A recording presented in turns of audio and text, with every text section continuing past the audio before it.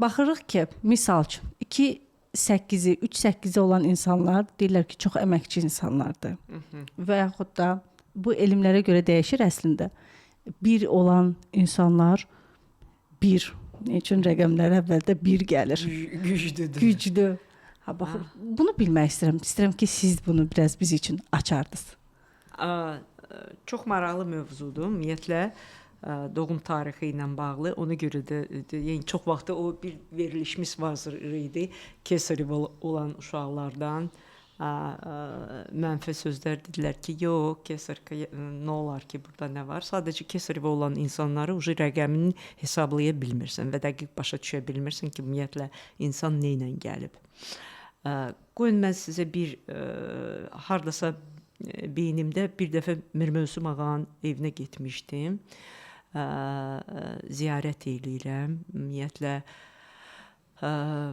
insan fikirli olanda həmişə bir ziyarət yeri axtarır, gedib orada Allahla danışır və Mir Mövsüm ağanın qeyri-adi insan, fərqli insan olmağını ümumiyyətlə Azərbaycan xalqı bilir və bir dəfə təsəvvür eləyin ki, hələ evinə gəlmişdim, nəsə dua eləyirdim, bir də o ki, rəqəmləri öyrənirdim. Mən bir də baxdım ki, Mir Mövsüm ağa haçan doğulub, bir onun doğum tarixinə baxım, numerologiyasına və çox özüm şok yaşadım orada. Deməli, Mir Mövsüm ağanın 3 dənə 11-i var idi. Yəni ki, yolunda Allah Taala'dan hədiyyə və taleyi. Yəni 3 dənə 11 nə deməkdir? Qeyri-adi intuisiya Allah tərəfdən.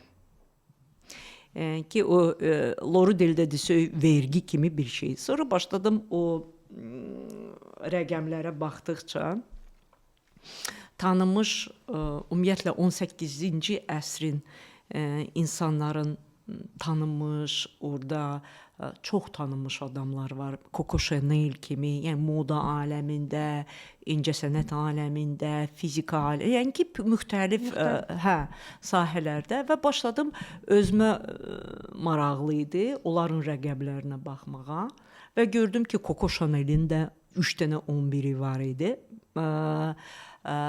Və bu mənə çox maraqlı gəldi. Ona görə də 18-ci əsrin insanları çox şeylərə nail olmuşdular. Niyə? Məsələn, 20-ci, 19-cu əsrdə doğulan insanlarda orada təkrar 3 rəqəmlər var. Məsələn, 3-11.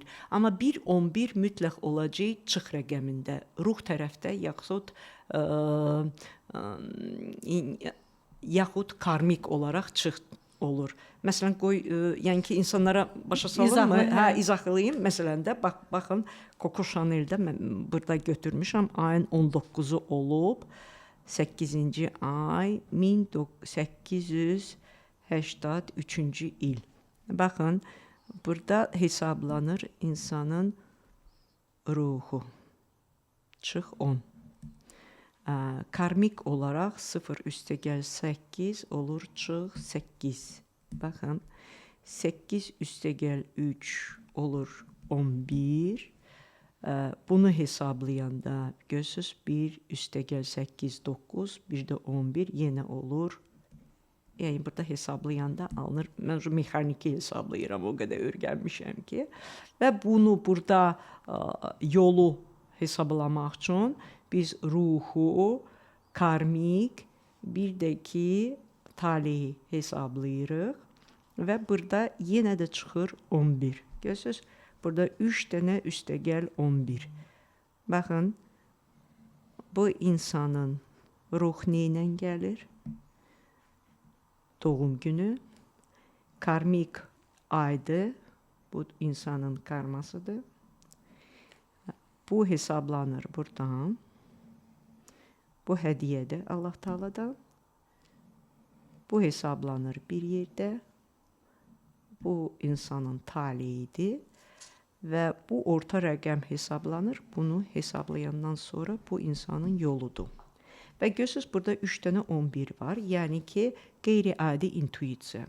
və çox bu rəqəmlər çox insanlarda var və siz hesablasaz və sizin doğum tarixinizdə 11 9 6 3 rəqəmlər olduğu zaman insanlarda uşaqlıqda niyə? Onda insan çox şeylərlə mənfi əhatə edən hadisələrlə yüklənməyib və insanlarda qeyri-adi intuisiya olur və çox vaxt insanlar o intuisiyadan qorxurlar.